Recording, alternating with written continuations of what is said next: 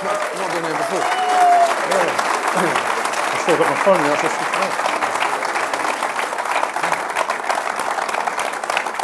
there. In fact, I grew up on the estate with the Grenfell Tower is, and spent. I was there from the age of 6 to 22, so spent a big part of a lot of my friends lived in the tower. So when it happened, I got caught. I saw a message the early hours in the morning saying, you know, open the club up straight away, and it was Tony Fernandez, who a few hours ahead in Malaysia had seen what was going on. He decided to open up the club for donations the next day. And when I got to the stadium the next day, obviously I went past the tower on the motorway there, and could see it was still on fire. And I just thought I was watching a film. It was just so surreal. What we've got in this country also that's not in France, Italy, Germany, Spain, the top 5, we've got a better competitive balance. Because if you look at the Premier League, every team is capable of taking points off each other.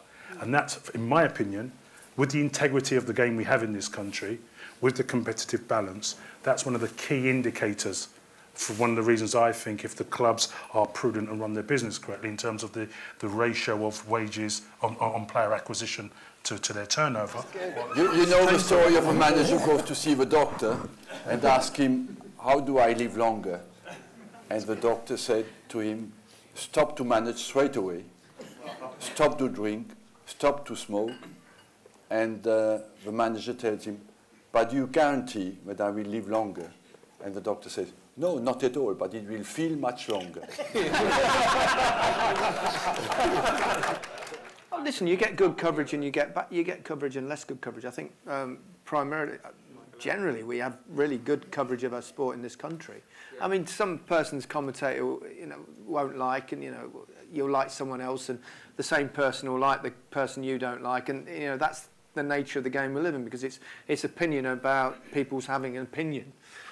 So you're going to hate some co-commentators or some pundits, and the other people will like the ones that you hate. So that's the way it is. But what we do loads of research and stuff, and we gauge the popularity of our pundits. Don't think we just chuck them in there and then everyone hates them. If that's the case, then they'll be eased out. We're not daft. We want people to like our pundits. So there's a lot of research done on that.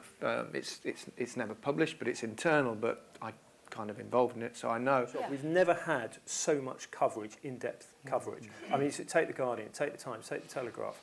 You know, you look at those three broadsheets in particular, the actual detail from the experts who come and talk to sort of people covering matches. You know, the detail of matches, and I just hope it continues. Yes, it has been. Thank you so much.